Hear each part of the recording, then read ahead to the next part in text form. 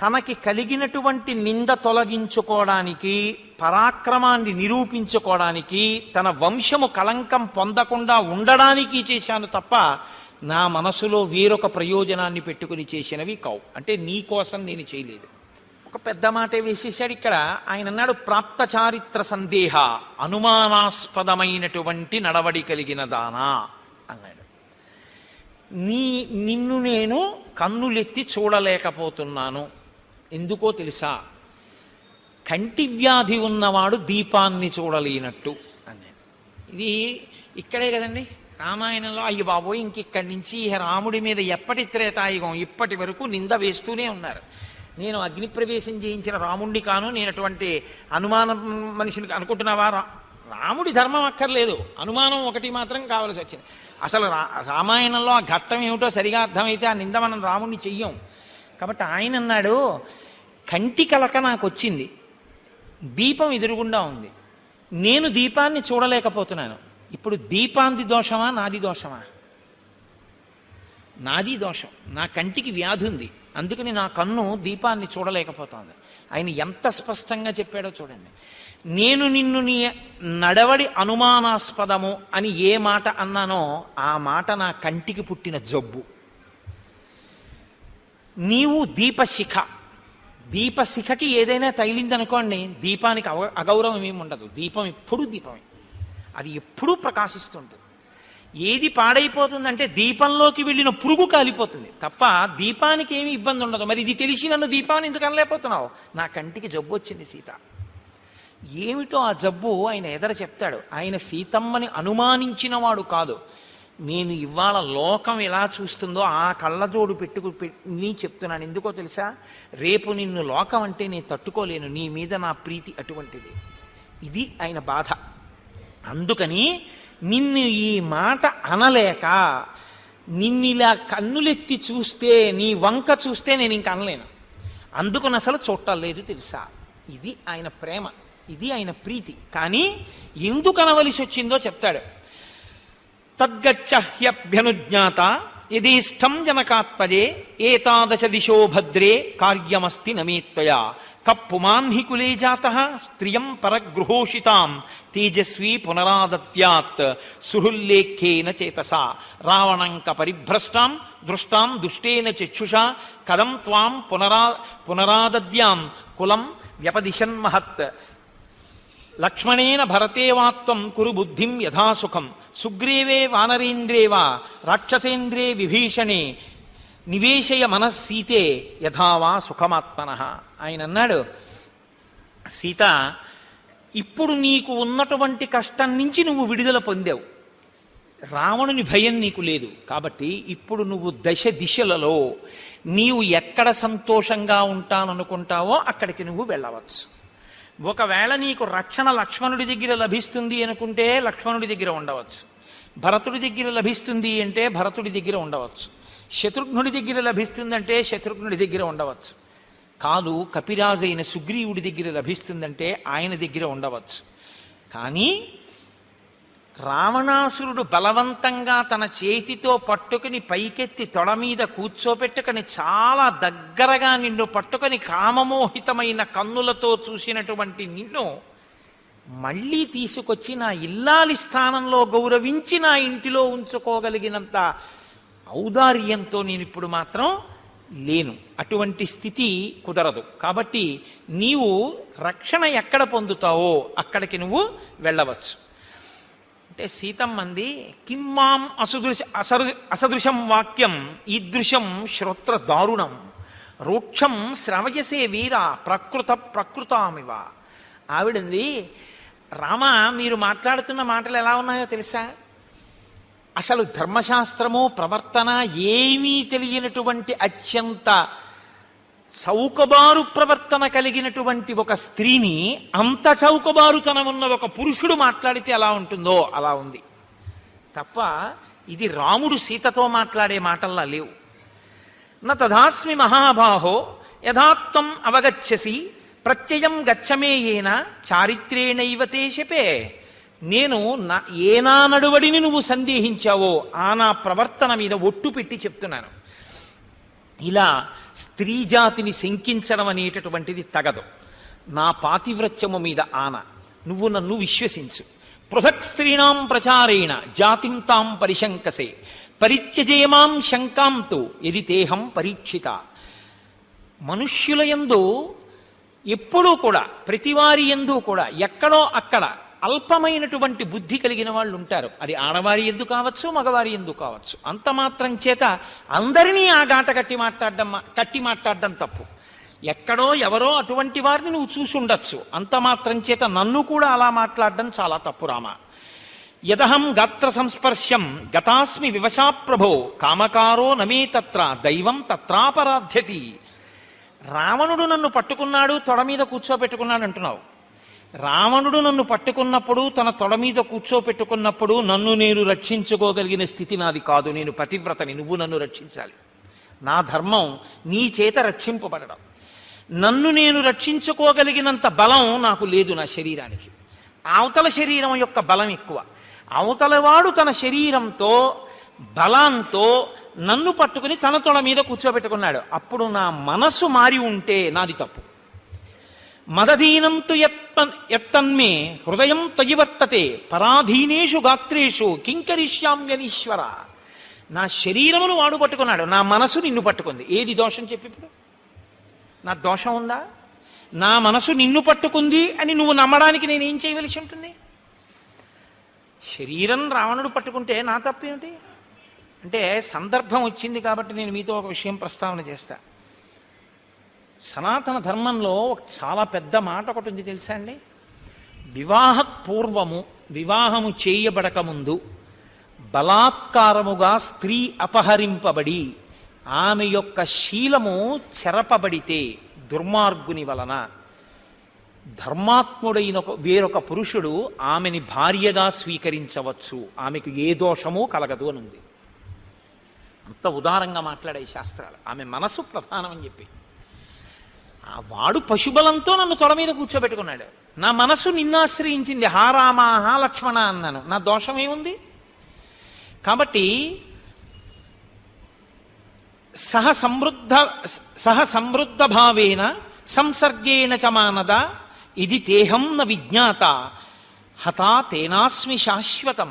ఆవిడ ఎంత గొప్పగా పిలిచిందండి భర్తని.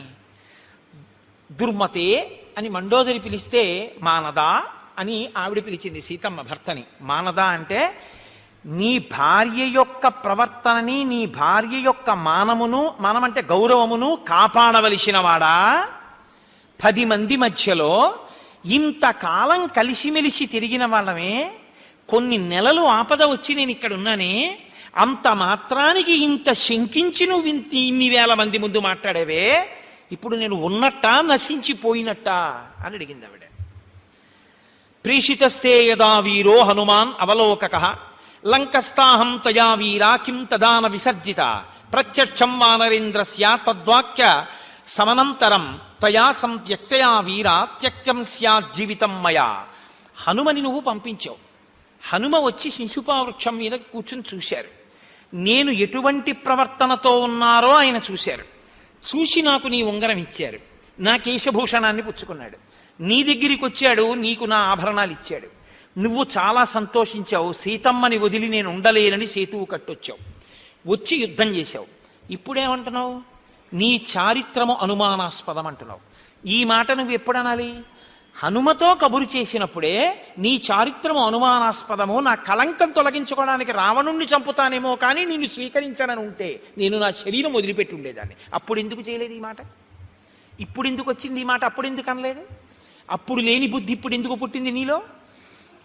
ఆవిడేం ఊరుకోలేదండి. మీరు నేను అడగక్కర్లేదు, నిలదీసేసింది 1కి 10. న ప్రమాణీకృత పాణి బాల్యే బాలేన పీడిత మమ భక్తిశ్చ శీలంచ సర్వంతే పృష్ఠతకృతం. ఎప్పుడో చిన్నప్పుడు వివాహమైంది మన ఇద్దరికి, అప్పుడు చేసావు పాణిగ్రహం. ఆ తర్వాత ఎన్ని సంవత్సరాలు మన ఇద్దరం కలిసి ఉన్నాం.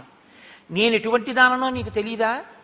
నీ కంటితో చూడని దానికి, నా చేతిలో లేని దానికి నేను కొన్ని నెలల పాటు పరగృహంలో ఉండిపోవలసి వస్తే నా చారిత్రమును నా మంచితనాన్ని పక్కకి తోసేసి నీ కంటితో చూడని దానికి నింద చేసి నన్ను నువ్వు దూరం చేసి మాట్లాడతావా? ఏవం బ్రువాణారుదతి బాష్ప గద్గద భాషిణి అబ్రవీ లక్ష్మణం సీతా దీనం ధ్యానపరం స్థితం చితామ్మే కురు సౌమిత్రే వ్యసనస్యాస్య భేషజం మిథ్యోపఘాతోపహత నాహం జీవితముత్సహే. ఆవిడ వెంటనే లక్ష్మణుడి వంక తిరిగింది. లక్ష్మణ, చితి పేర్చు. లేనటువంటి అపవాదు నా మీద మీ అన్న వేసినప్పుడు ఇక నేను ఈ శరీరంతో ఉండదలుచుకోలేదు, అగ్నిహోత్రంలో ప్రవేశిస్తాను, చితి పేర్చండి.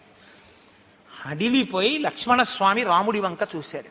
రాముడు ఎవరి చేత తేరిపారి చూడడానికి వీలు లేనటువంటి స్వరూపంతో ఉన్నాడు. ఆయన ఆమె ఏం చెప్పిందో అది నువ్వు చెయ్యొచ్చు అన్నట్లు చూశాడు. వెంటనే లక్ష్మణస్వామి చితి పేర్చారు. ఆ తల్లి ప్రణమ్య దేవతాభ్యశ్చ బ్రాహ్మణేభ్యశ్చ మైథిలి బద్ధాంజలి పుటాచేదం ఉవాచాగ్ని సమీపతః యథా మే హృదయం నిత్యం నాపసత్పతి రాఘవాత్ తథా లోకస్య సాక్షీ మాం సర్వతః పాతుపావకః యథా మాం శుద్ధచారిత్రాం దుష్టాం జానాతి రాఘవః యథా లోకస్య సాక్షీ మాం సర్వతః పాతుపావకః కర్మణా మనసా వాచా యథా నాతి చరామ్యహం రాఘవం సర్వధర్మజ్ఞం తథా మాం పాతుపావకః ఆదిత్యో భగవాన్ వాయుః దిశశ్చంద్రస్తథైవ చ అహశ్చాపి తథా సంధ్యే రాత్రిశ్చ పృథివీ తథా యథాన్యేపి విజానంతి తథా చారిత్ర సంయుతాం ఏవం ఉక్త్వా తు వైదేహీ పరిక్రమ్య హుతాశనం వివేశ జ్వలనం దీప్తం నిస్సంగేన అంతరాత్మన. ఆ తల్లి అగ్నిహోత్రుడికి నమస్కారం చేసి, దిక్పాలకులకు నమస్కారం చేసి, భూమికి నమస్కారం చేసి, పంచభూతములకు నమస్కరించి, నేను ఎన్నడూ త్రికరణ శుద్ధిగా వాక్కాయ కర్మల చేత కేవలము రామచంద్రమూర్తి యందు మాత్రమే మనసున్నదాననైతే, నేను ఎన్నడూ అన్యపురుషుని వైపు మనసు పెట్టని దాననైతే, నా చారిత్రము కళంకము లేనిదైతే, ఇంతమంది దిక్పాలకులు సాక్షిగా ఉన్నటువంటి ప్రవర్తన కలిగిన దానను కనుక నా శీలమునందు దోషము లేకపోతే నేను రక్షింపబడదనుగాక అని ఆమె అగ్నిలో ప్రవేశించింది. ఇప్పుడు ఆవిడ ముందేమంది లక్ష్మణుడితో చితిపేర్చమన్నప్పుడు? నేను ఇక బతకనంది. ఆవిడ ప్రవేశించేటప్పుడు ఏమంది? నా శీలము ప్రకటింపబడి నేను రక్షింపబడదనుగాక అంది. చచ్చిపోవడానికి అగ్నిలోకి వెళ్ళిందా? తన శీలం ఎంత గొప్పదో చెప్పడానికి అగ్నిలోకి వెళ్ళిందా? తన శీలం ఎంత గొప్పదో చెప్పడానికి అగ్నిలోకి వెళ్ళింది. ఆమె శీలం ఎంత గొప్పదో రాముడికి చెప్పడానికి అగ్నిలోకి వెళ్ళిందా? ఆమె శీలం ఎంత గొప్పదో లోకానికి చెప్పడానికి అగ్నిలోకి వెళ్ళిందా? ఎందుకో తెలుసా అండి? దిక్కుమాలిన లోకం ఒక యుగంతో వదిలిపెట్టింది అనుకోకండి సీతమ్మని. ఇంత పరీక్ష రామచంద్రమూర్తి ఎక్కడంటారో రేపొద్దున్న నా భార్యనని అలంకారాలు చేసి తీసుకురండి అన్నారు. ఎగబడి చూశారు ఆవిడ్ని. రాముడు ఊరుకుని పక్కన కూర్చోబెట్టుకుంటే ఇంతందగత్త కాబట్టారా రావణుడు తీసుకెళ్ళాడంటారు కదండి. ఈ మాట అంటారని ఇన్ని నెలల తర్వాత భార్యని చూసినా ఆయనకి తెలుసున్నా ఆవిడ ఎటువంటిదో, లేచి గభాలన చేతులు పట్టుకుని ఆవిడ కళ్ళు తుడవాలనున్నా, ఇవాళ నేను ఒక్క 5 నిమిషాలు తొందరపడితే జీవితాంతం నిన్ను లోకమనే మాటలకి నీ మీద నాకున్న ప్రేమ వలన ముందు నేను ఏడవలసి వస్తుంది సీత. నువ్వు అంతఃపురంలో ఉంటావు, ముందు నా చెవిన పడతాయి. కాబట్టి నీ చారిత్రం ఏమిటో లోకానికి తెలియ చెప్పాలి. అందుకని ఆయన నా కంటికి జబ్బు వచ్చింది సీత, నువ్వు దీపశిఖవి అన్నాడు. ఆయనకు అనుమానం లేదు. ఇప్పుడు సీతమ్మ రాముని హృదయాన్ని అర్థం చేసుకుంది. రాముడికి కాదు అనుమానం, ఈ లోకం మంచిది కాదు అన్న ఉద్దేశంతో ఆయన అగ్నిలో ప్రవేశించి తన గొప్పతనాన్ని చాటి చెప్పమంటున్నాడు అని ఆవిడ తెలుసుకుంది. అందుకే నా శీలము ప్రకటింపబడుగాక అని కోరింది తప్ప నేను యమస్థానమునో లేకపోతే దేవతాస్థానమునో పొందుదునుగాక అని చెప్పి ఆవిడ సంకల్పం చేయలేదు అగ్నిలో ప్రవేశించేటప్పుడు. వాళ్ళిద్దరి హృదయాలు ఒకటి. అందుకే అస్యాదేవ్యా మనస్తస్మిన్ తస్య చాస్యాం ప్రతిష్ఠితం తేనేయం శచిధర్మాత్మా ముహూర్తం అపిజీవతి. రాముడి మనసు సీతమ్మ దగ్గర ఉంటుంది, సీతమ్మ మనసు రాముడి దగ్గర ఉంటుంది.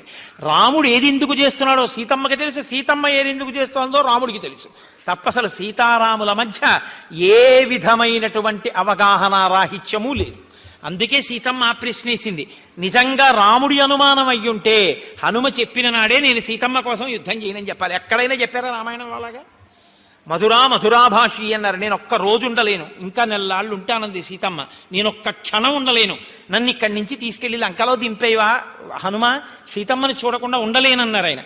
అంత ప్రేమైకమూర్తి మధ్యలో ఏ సంఘటన జరిగిందని ఇలా మాట్లాడతారు? జరిగిన సంఘటన ఒక్కటే, అపవాదు లోకం వేస్తుంది అన్న భయం. అయితే అంత పిరికితనం ఉండొచ్చా? పిరికితనం కాదు, ధర్మం. ఎందుకో తెలుసా? రేపు రాజారాముడిగా కూర్చోవలసి వస్తే పట్టాభిషేకంలో సీతమ్మ తల్లితో కలిపి పట్టాభిషేకం చేస్తారు. అభిషేకం చేస్తే సీతమ్మతో కలిపి చేస్తారు. చేసేటప్పుడు ఎదురుగుండా ఉన్న వాళ్ళందరూ చెవులు ఇంకోలా కొరుక్కున్నారనుకోండి, బాధ ఎవరికి కలుగుతుంది? అప్పుడు అగ్ని ప్రవేశం చేయించడం గొప్పదా? ఇప్పుడు చేయించి సీతమ్మ ఎంత గొప్పదో లోకానికి చాటి చెప్పడం గొప్పదా? రాముణ్ణి తప్పు పడతామే మనం. నేను మిమ్మల్ని ఒక్క మాట అడుగుతాను, గమనించండి. ఇంత గొప్ప పరీక్ష పెట్టారు, నోరు మూసినవాడు ఎవడైనా ఉన్నాడా? ఇలా పట్టాభిషేకం అయిందో లేదో, ఆవిడ గర్భిణి అయిందో లేదో అనరాని మాటలు అన్నారా లేదా? అన్నారు. కాబట్టి రాజారాముడా సీతారాముడా అని సీతమ్మని గంగ ఒడ్డున రామచంద్రమూర్తి దింపవలసి వచ్చిందా లేదా? నీ మీద నాకు అనుమానం లేదు సీత అని భోరున ఏడవలసి వచ్చిందా లేదా? ఆఖరికి ఆయన వంశాంకురాన్ని ఆయనకి అప్పచెప్పి సీతమ్మ భూమిలోకి వెళ్ళిపోవలసి వచ్చిందా లేదా? ఎంత పవిత్రమైన వ్యక్తి అయినా లోకం మాత్రం పొడి చేయడం వదిలిపెట్టిందా ఇంత అగ్ని ప్రవేశం చేసినా? పోనీ త్రేతాయుగం అయిపోయింది, ఆ చాకలి అక్కడతో వదిలిపెట్టాడా? ఆ వాగ్ధోరణి ఎక్కడ వరకు ఉందంటే, ద్వాపర యుగంలో కృష్ణ పరమాత్మగా రాముడు మళ్ళీ అవతారం స్వీకరించి ఇప్పుడైనా సరిగ్గా మాట్లాడతాడేమో చూద్దామని ఏది 2 పట్టుపంచెలు అన్నాడు. ఎట్టెట్రా మనుజేంద్ర చేలమలు మీకు ఇయ్యంబాడియే అని, నేను కంసుడి బంటుని ఒక్క గుద్దుతాను చచ్చిపోతా అన్నాడు. నీకెందుకు రా గొల్లవాడివి అన్నాడంటే, ఆనాటి లక్ష్మణస్వామి ఇప్పుడు బలరాముడు అన్నాడు, అన్నయ్య ఒరే తమ్ముడా, ఆనాడు పేలడం మొదలుపెట్టిన నోరు ఎన్ని పుర్రెలుగా మారినా దీనికి బుద్ధి పోలేదు, ఈ పుర్రె నీ చేత్తో పగలగొట్టయ్యన్నాడు. అంటే కృష్ణ పరమాత్మ తన పిడికిలి బెగించి 1000 వక్కల ఏటు కొట్టారు ఆ పుర్రెని. అంటే ఆ నోటి దురుసుతనానికి ఏది అవకాశంగా దొరుకుతుందని చూడడమే. యుక్తాయుక్త విచక్షణతో మాట్లాడడం లోకంలో అందరికీ ఉండదు. దీని నుంచి భార్యని రక్షించడం రాముని యొక్క ప్రయోజనం. ఆ రక్షించడం, అందుకే ఆవిడంది మానదా అంది. నన్ను రక్షిస్తున్నవాడా, నా గౌరవాన్ని రక్షిస్తున్నవాడా, ఇది ఆవిడికి అర్థమైంది. అర్థం అవంది ఎవరికంటే మనకి. ఇప్పటికీ దిక్కుమాలిన సినిమా డైలాగ్ ఏమిటంటే, నేనేం రాముడిని అనుకుంటున్నావా అనుమానించడానికి అంటాడు. అదొక్కటే పని ఆయనకి. ఇంకా అలా అయితే సీతారాములని నీ పెళ్లి శుభలేక వాళ్ళ పేరే వేశారు, జానక్యాహ కమలామలాంజలి పుట్టే. మీ నాన్నగారిని అడుగు ఎందుకు వేశారు? అనుమానం రాముడిని ఎందుకు వేసావు? మరి అలాంటప్పుడు ధర్మం అర్థం చేసుకునే ప్రయత్నించాలి. రామచంద్రమూర్తి అంటే రాశీభూతమైనటువంటి ధర్మం. సీతమ్మ తల్లి యొక్క కీర్తిని ప్రకాశింపచేసేటటువంటి ప్రయత్నం చేసిన మహాపురుషుడు ఆయన. వాళ్ళిద్దరికీ లేని గొడవ ఎన్ని కోణాల్లో, ఎన్ని కళ్ళజోళ్ళెట్టుకుని, ఎన్ని రకరకాలుగానో చూసి, ఎన్ని రకాల వ్యాఖ్యానాలు, ఎన్ని రకాల ఉపన్యాసాలు, ఎన్ని రకాల మాటలో. అప్పుడు చేసిన అగ్ని పరీక్షకు కట్టుబడి మనం ఇప్పటికైనా రాముడి మీద అనకుండా ఉన్నామా చెప్పండి? ఎన్ని తప్పు మాటలో. రాముడు ఆపాటి జాగ్రత్త కూడా తీసుకుని ఉండకపోతే మనం ఎంత మాట్లాడుండేవాళ్ళు? అసలు రామాయణం చెప్తాయండి మనం. అయ్యి బాబోయ్ ఇదొక్కటే పట్టుకుంటాం, రామాయణంలో మిగిలినవన్నీ వదిలేసి ఒక్క ఘట్టమే పట్టుకుందాం మనం. కాబట్టి రాముని యొక్క ధార్మిక నిష్టని మీరు చూడవలసి ఉంటుంది. ఇప్పుడు ఆ తల్లి నమస్కారం చేసి అగ్నిలోకి ప్రవేశించగానే అగ్నిహోత్రుడు రావడం కాదు, మొత్తం దేవతలందరూ త్రిమూర్తులు విష్ణు స్వరూపం తప్ప కదిలొచ్చేసింది. వచ్చేసి తతో వైశ్రవణో రాజా యమశ్చ మిత్రకర్షణ సహస్రాక్షో మహేంద్రశ్చ వరుణశ్చ పరంతప షడద్ధనయన శ్రీమాన్ మహాదేవో వృషధ్వజ కర్తా సర్వస్య లోకస్య బ్రహ్మ విదాంబర ఏతే సర్వే సమాగమ్య విమానై సూర్యసన్నిభై ఆగమ్య నగరీం లంకాం అభిగ్ముశ్య రాఘవం. ఆ బ్రహ్మగారు 3 నేత్రములున్నటువంటి పరమశివుడు త్రయంబకుడు, ఆయనతో పాటుగా వరుణుడు, ఆయనతో పాటుగా ఇంద్రుడు, ఆయనతో పాటుగా కుబేరుడు, వీళ్ళందరూ సూర్యుడితో సమానమైనటువంటి విమానములనెక్కి అక్కడికి వచ్చారు. వచ్చి బ్రహ్మగారు మాట్లాడుతూ, నాయనా నువ్వు దేవాధిదేవుడివి, నువ్వు శ్రీమన్నారాయణుడివి, సృష్టికర్తవి, స్వయంభువి, ఈ లోకాలన్నీ నీయందే పుట్టి నీయందే పెరిగి నీయందే లయమవుతాయి. అటువంటి వాడివి రామా, నీవు ఇవాళ ఇలా సామాన్య మానవుడిగా నిన్ను నువ్వు తలుచుకోవడం ఆశ్చర్యంగా ఉంది అన్నారు. అంటే వెంటనే రాముడు అన్నాడు, ఆత్మానం మానుషం మన్యే రామం దశరథాత్మజం యోహం యస్య యతశ్చాహం భగవాన్స్తద్బ్రవీతుమే. ఏమిటేమిటో అంటున్నారు మీరు, ఆదిమధ్యాంతరహితుడు అంటున్నారు, శ్రీమన్నారాయణుడు అంటున్నారు, సృష్టికర్త అంటున్నారు, స్థితికర్త అంటున్నారు, ప్రళయకర్త అంటున్నారు, నేను అలా అనుకోవట్లేదన్నాడు. ఆయన అన్నాడు, ఆత్మానం మానుషం మన్యే, నన్ను నేనేమనుకుంటున్నానో తెలుసా, ఒక మనుష్యుణ్ణి అనుకుంటున్నాను అన్నాడు. అందుకు మనుష్య జాతి రుణపడింది అన్నది నేను రాముడికి.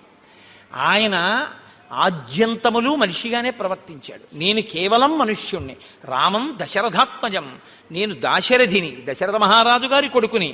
ఒకవేళ అంతకన్నా ఏమైనా అని మీరేదో అంటున్నారు, అలా ఏదైనా అయితే అది సత్యమా, ఏది నాకు చెప్పండి అన్నారు. ఇది చాలా శక్తివంతమైన స్తోత్రము అంటారు యుద్ధకాండలో. ఇది కేవలం చదివినంత మాత్రం చేత, కేవలం పారాయణ చేసినా, దీన్ని విన్నా ఉత్తరక్షణ ప్రయోజనాన్ని సమకూరుస్తుంది అని వాల్మీకి మహర్షి కాదు, దీని ఫలశ్రుతి స్వయంగా చతుర్ముఖ బ్రహ్మగారు చెప్పారు. అంత శక్తివంతమైన స్తోత్రంగా చెప్తారు. ఇతి బ్రువంతం కాకుత్సం బ్రహ్మ బ్రహ్మవిదాంబర అబ్రవీచ్ఛృణిమే రామం సత్యం సత్యపరాక్రమం భవాన్ నారాయణో దేవ శ్రీమాంశ్చక్రాయుధో విభో ఏకశృంగో వరాహస్త్వం భూతభవ్య సపత్నజిత్ అక్షరం బ్రహ్మ సత్యంచ మధ్యే చాంతే చ రాఘవ లోకానాం తం వరో ధర్మో విశ్వక్సేనశ్చతుర్భుజ శార్ంగధన్వా హృషీకేశ పురుష పురుషోత్తమ అజిత ఖడ్గదృద్విష్ణు కృష్ణైశ్చైవ బృహద్బల సహస్రశృంగో వేదాత్మా శతజిహ్వో మహర్షభ త్వం యజ్ఞస్త్వం వషట్కార త్వమోంకార పరంతప ప్రభవం నిధనం వాతే న విధు కో భవానితి దృశ్యసే సర్వభూతేషు బ్రాహ్మణేషు చ గోషు చ దిక్షు సర్వాసు గగనే పర్వతేషు వనేషు చ సహస్రచరణ శ్రీమాన్ శతశీర్ష సహస్రదృక్ త్వం ధారయసి భూతాని వసుధాం చ సపర్వతాం అహంతే హృదయం రామ జిహ్వాదేవీ సరస్వతి దేవా గాత్రేషు రోమాణి నిర్మితా బ్రహ్మణ ప్రభో నిమేషస్తే భవేద్రాత్రి ఉన్మేషస్తే భవేద్దివా సంస్కారాస్తే భవన్ వేద నతదస్తి త్వయా వినా జగత్సర్వం శరీరం తే స్థైర్యం తే వసుధాతలం అగ్నికోప ప్రసాదస్తే సోమ శ్రీవత్సలక్షణ తయా లోకస్త్రయక్రాంతా పురాణే విక్రమైస్త్రిభిః మహేంద్రశ్చ కృతో రాజా బలిం బద్ధ్వా మహాసురం సీతా లక్ష్మీర్భవాన్ విష్ణుః దేవః కృష్ణ ప్రజాపతిః వదార్థం రావణస్యేహ ప్రవిష్టో మానుషీం తనుం తదిదం న కృతం కార్యం త్వయా ధర్మభృతాంబర నిహతో రావణో నామ ప్రహృష్టో దివమాక్రవ అమోఘం బలవీర్యంతే అమోఘస్తే పరాక్రమః అమోఘం దర్శనం రామ నచ మోఘః స్తవస్తవ అమోఘస్తే భవిష్యంతి భక్తిమంతశ్చ యే నరాః ఏ త్వాం దేవం ధ్రువం భక్తాః పురాణం పురుషోత్తమం ప్రాప్నువంతి సదా కామాన్ ఇహలోకే పరత్ర చ ఇమమార్షం స్తవం నిత్యం ఇతిహాసం పురాతనం ఏ నరాః కీర్తియిష్యంతి నాస్తి తేషాం పరాభవః అని చతుర్ముఖ బ్రహ్మగారు ఆ రోజున రామచంద్రమూర్తిని స్తోత్రం చేశారు. మహానుభావ, నువ్వు సాక్షాత్తుగా ఇవాళ కాకుత్సవంశంలో జన్మించినటువంటి నరుడవైన రాముడిగా కనపడుతున్నా, నువ్వే ఆదిమధ్యాంతరహితుడవైనటువంటి శ్రీమన్నారాయణుడవు. శంఖచక్ర గదాపద్మములను పట్టుకునేటటువంటి వాడివి. శాంగమనేటటువంటి ఆ ధనస్సుని, కౌమోదకి అనబడేటటువంటి గదని పట్టుకుంటావు. అటువంటి వాడివి. నందకమనబడేటటువంటి ఖడ్గము నీ యొక్క ఆయుధము. అన్ని వేపులా సైన్యము కలిగిన వాడివి కాబట్టి విశ్వక్సేనుడు అని నీకొక పేరు ఉంది. సమస్త ప్రాణికోటిలో నీవు లయమై ఉంటావు. నీవే ఉండి అనేకమైన నామరూపాలుగా కనపడుతుంటావు. ఇంద్రుని సైతము సృజించేటటువంటి వాడివి. నీ నాభిపద్మంలోంచే చతుర్ముఖ బ్రహ్మనైన నేను సృజింపబడ్డాను. నీవే యజ్ఞస్వరూపం, నీవే వషట్కారం, నీవే ఓంకారం, నీవే గోస్వరూపం. ఈ గగనము, ఈ దిక్కులు అన్నీ కూడా నీ చేత పరివ్యాప్తమై ఉన్నాయి. నీవే అనేక నామములతో అనేక పర్వతములుగా, భూమిగా, అనేకముగా ఇక్కడ ప్రవర్తిల్లి ఉన్నావు. నేను నీ యొక్క హృదయాన్ని, అంటే బ్రహ్మగారు, నేను నీ హృదయాన్ని, నా భార్య అయిన సరస్వతి నీ యొక్క జిహ్వ, దేవతలందరూ నీ రోమములు. ఇది స్వయముగా నీ శరీరముగా చూసినప్పుడు సాకారముగా నువ్వు అది నీ యొక్క స్థితి. అటువంటి వాడివి. నీ ఉచ్ఛ్వాస నిశ్వాసలే వేదముగా ఉంటాయి. నీవు కన్ను మూస్తే రాత్రి, నువ్వు కన్ను తెరిస్తే పగలు. అటువంటి నువ్వు శ్రీవత్సము అనేటటువంటి చిహ్నము కలిగినటువంటి శ్రీమన్నారాయణుడు. బలిచక్రవర్తిని అదుపు చేసి ఈ భూమినంతటినీ ఇంద్రుడికి దానము చేసినటువంటి ఉపేంద్రుడవు. లోకకంటకుడైన రావణుణ్ణి వధించడానికి ఈ భూమండలంలో రామచంద్రమూర్తిగా దశరథ మహారాజు గారి యొక్క కుమారుడిగా అవతరించిన వాడివి. సాక్షాత్ శ్రీ మహాలక్ష్మియే సీతమ్మ. ఆమెయే సీతమ్మగా అవతరించింది. నీ తేజో బలపరాక్రమములు అమోఘములు. ఇవాళ నీ యొక్క యథార్థ స్వరూపం గురించి నేను చేసినటువంటి ఈ స్తోత్రం ఏదుందో ఆ స్తోత్రాన్ని ప్రతినిత్యము ఎవరు చదువుతారో అటువంటి వారికి పునర్జన్మ ఉండదు.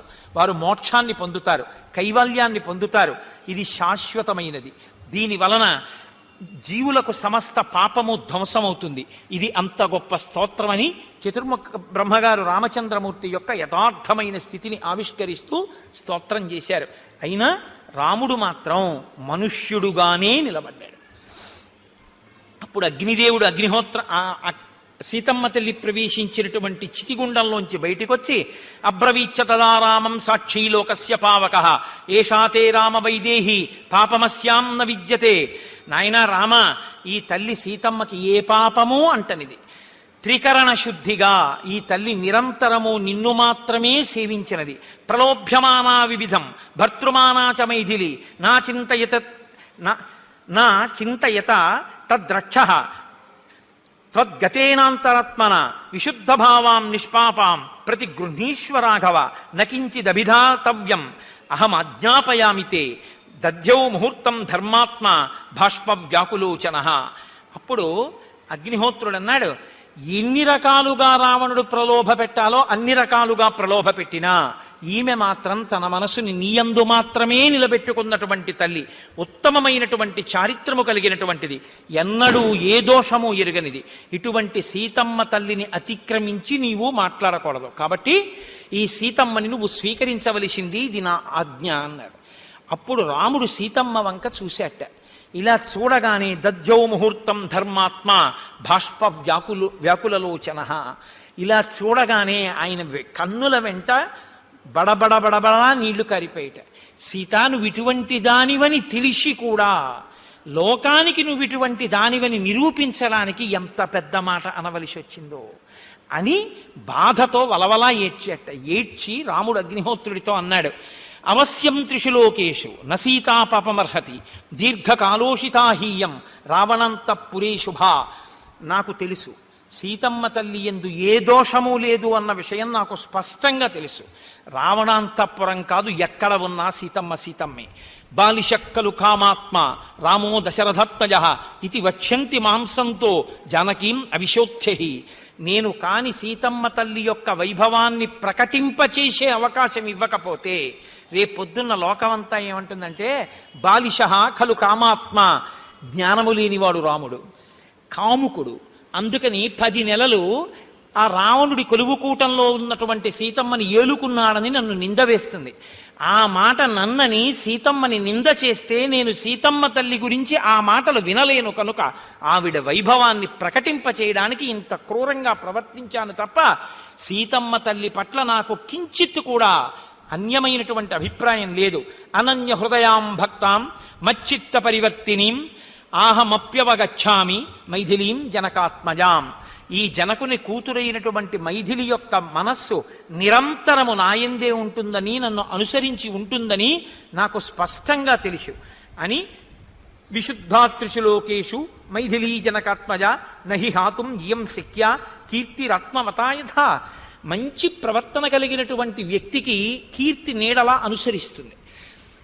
ఒక వ్యక్తి తన కీర్తిని విడిచిపెట్టేయి అంటే విడిచిపెడతాడా? తన కీర్తిని తాను ఎలా విడిచిపెట్టలేడో ఈ సీతమ్మని విడిచిపెట్టడం కూడా అలాగే సంభవం కాదు. ఈమెని విడిచిపెట్టి నేను ఒక్క క్షణం బ్రతకలేను. నాకు సీతమ్మ పట్ల ఉన్న అభిప్రాయం అది అని ఆమెని స్వీకరించి తన తొడ మీద కూర్చోపెట్టుకున్నారు. ఆ తదనంతరము దేవతలందరూ అక్కడికొచ్చి నిలబడ్డారు. నిలబడిన తరువాత పరమేశ్వరుడు గ్రహించాడు. పరమశివుడు మనుష్యుడిగా ఇక్కడ పుట్టి 11,000 సంవత్సరములు ఈ భూమండలం మీద ఉంటానన్నాడు. కాబట్టి ఇంకా 10,000 సంవత్సరములు రాజ్యం ఏలాలి. ఏలితే తప్ప శరీరాన్ని విడిచిపెట్టి రాడు.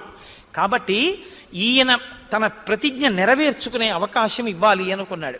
పరమశివుడు అన్నాడు, ఆశ్వాస్య భరతం దీనం కౌసల్యాంచ యశస్వినీం కైకీయించ సుమిత్రాంచ దృష్ట్వా లక్ష్మణమాతరం ప్రాప్య రాజ్యం అయోధ్యాయాం నందయిత్వా సుహృజ్జనం ఇక్ష్వాకూణాం కులే వంశం స్థాపయిత్వా మహాబల ఇష్టాతురగమేధేన ప్రాప్యచానుత్తమం యశః బ్రాహ్మణేభ్యో ధనం దత్వా త్రిదివం గంతుమర్హసి. నాయన రామ, నీవు ఇంత కష్టపడి రావణ సంహారం చేశావు. అక్కడ కౌసల్య, సుమిత్ర, కైకేయి పరితపిస్తుంటారు. భరతుడు నీ గురించి పరితపిస్తుంటాడు. 14 సంవత్సరాలు పూర్తయ్యాక రాకపోతే ప్రాయోపవేశం చేస్తానని ప్రతిజ్ఞ చేసి ఉన్నాడు. కాబట్టి నువ్వు అయోధ్యకి వెళ్ళు, నీ తల్లుల్ని సేద తీర్చు, భరతుణ్ణి సేద తీర్చు, పట్టం కట్టుకో, 10,000 సంవత్సరములు రాజ్యపాలన చెయ్యి, అశ్వమేధాది యాగములను ఎన్నో యాగములను చెయ్యి. ధర్మమన్న మాటకి పర్యాయపదంగా నీ యొక్క నడుబడి ఉంటుంది. అటువంటి వాడివి బ్రాహ్మణులకు కావలసినంత ధనాన్ని దానం చేస్తావు. చిట్ట చివర 11,000 సంవత్సరములు పూర్తయిన తరువాత నువ్వు మళ్ళీ నీ యథాలోకాన్ని చేరుకుంటావు. ఒక మనుష్యుడు తన ధర్మాన్ని ఎలా నిర్వర్తిస్తాడో, తన పితృరుణాన్ని ఎలా తీర్చుకుంటాడో అలా ఇక్ష్వాకు వంశాభివృద్ధికి నువ్వు కొడుకుల్ని కూడా కన్న తరువాత 11,000 సంవత్సరములు పూర్తయిన తరువాత తిరిగి నీ యొక్క లోకానికి నువ్వు వద్దువుగానివి. అదిగో నీ చారిత్రమునకు మురిసిపోయినటువంటి నీ తండ్రి స్వర్గలోకం నుంచి ఇంద్రుడి యొక్క విమానంలో వచ్చి ఉన్నాడు, నువ్వు వెళ్ళి చూడవలసింది అన్నారు.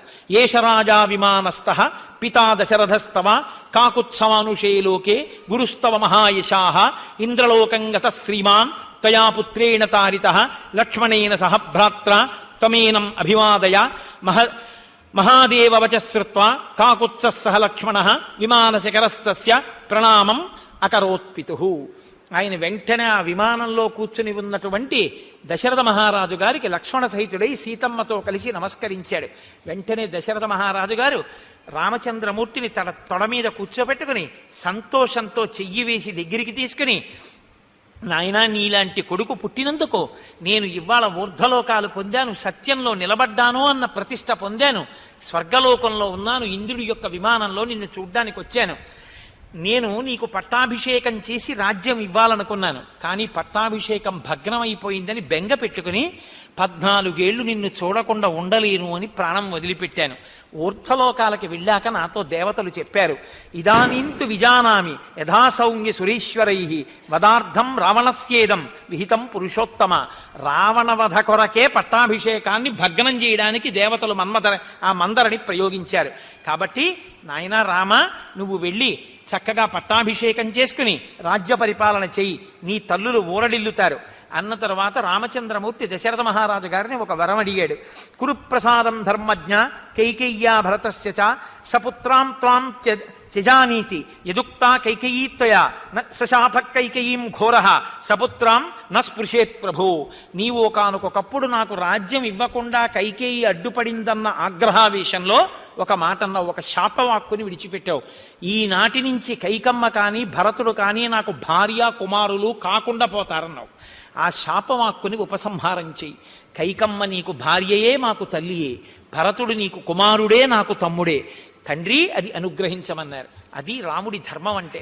దశరథ మహారాజు గారు సంతోషించి ఎంతో ఆనందించి తప్పకుండా అలాగేనన్నారు. సీతమ్మ వంక తిరిగి, అమ్మా, నీ వంటి కోడలు పెద్ద కోడలుగా లభించినందుకు పొంగిపోతున్నాను తల్లి అని, కర్తవ్యోనతో వైదేహి మన్యుస్వాగమిమం ప్రతి రామేణ విశుద్ధ్యర్థం కృతమే తద్దితేషిణ.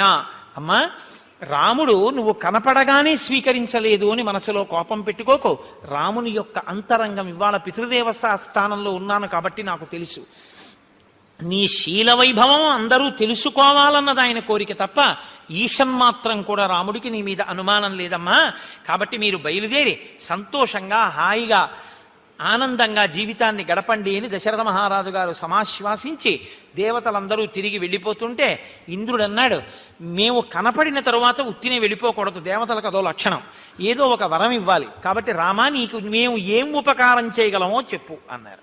అంటే రామచంద్రమూర్తి అన్నారు, మమ హేతో పరాక్రాంత ఏగతా యమసాదనం తే సర్వే జీవితం ప్రాప్య సముతిష్టంతు వానరాహ నీరుజో నిర్వ్రణాంశ్చైవ సంపన్న బల పౌరుషాన్ గోలాంగూలాంస్తథైవరాన్ ద్రష్టుం ఇచ్చామి మానదా.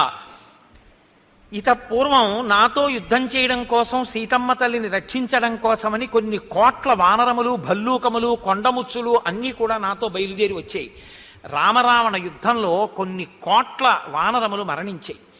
మరణించినటువంటి వానరములు ఏ ఉన్నాయో అవన్నీ తిరిగి బ్రతకాలి. దెబ్బలు తగిలి పుళ్ళు పడి శరీరం బాధతో ఉన్న వాళ్ళు ఎవరున్నారో వాళ్ళందరి గాయములు మారిపోవాలి. అకాలమైనా సరే ఈ వానరములకు అందరికీ కూడా ఫలాలు, తేనె, కందమూలములు సమృద్ధిగా దొరకాలి. ఈ వరాన్ని నాకు ఇమ్మన్నారు. ఇంద్రుడు సంతోషించి మరణించినటువంటి వానరములన్నీ తిరిగి బతికేటట్టుగా అనుగ్రహించారు. దాంతో మళ్ళీ మొత్తం వానరాలన్నీ బతికేసాయి. ఒక్క వానరం రాముడి వెంట వెళ్ళింది పోయింది లేదు. రాముడిని నమ్ముకున్నవాడు అలా ఉంటాడు. అలాగే వేటి వేటికి దెబ్బలు తగిలి వ్రణాలు కలిగాయో వాళ్ళ వ్రణాలన్నీ పోయాయి. చక్కగా ఇప్పుడు అందరూ సంతోషించారు. ఆ రాత్రి రామచంద్రమూర్తి పడుకున్నారు. మరునాడు ఉదయం నిద్రలేచారు. విభీషణుడు వెళ్ళాడు. ఆయన నిద్రలేచిన తర్వాత ఆయన్ని కలుసుకున్నాడు. మహానుభావ, మా భాగ్య విశేషం, సీతమ్మ తల్లి పుణ్యమా అని నువ్వు లంకాపట్టణానికి వచ్చావు, కాబట్టి నువ్వు వెళ్ళిపోకుండా ఇక్కడ కొద్ది రోజులు ఉండవలసింది అన్నారు. నాయనా కుదరదు, 14 సంవత్సరములు పూర్తయ్యేసరికి అక్కడ భరతుడు ఎదురు చూస్తుంటాడు, కాబట్టి నేను తిరిగి వెళ్ళిపోవాలి. మళ్ళీ ఇంత దూరం కాలినడకన ఎంత తొందరగా చేరగలనా అన్నదే నేను బెంగపెట్టుకున్నానన్నారు. విభీషణుడు అన్నాడు, ఆ బెంగ అవసరం లేదు, నా దగ్గర పుష్పక విమానం ఉంది, పుష్పక విమానంలో బయలుదేరుదురుగానన్నారు. సీతమ్మ తల్లిని ముడిలో కూర్చోబెట్టగానే రామచంద్రమూర్తి లక్ష్మణ సహితుడై పుష్పక విమానం ఎక్కి అక్కడ ఉన్నటువంటి విభీషణుణ్ణి, సుగ్రీవుణ్ణి, వానర నాయకుల్ని పిలిచి మీ మీ సామ్రాజ్యములకు మీరు చేరి ధర్మాన్ని ఆధారంగా చేసుకుని రాజ్య పరిపాలన చెయ్యండి అన్నారు.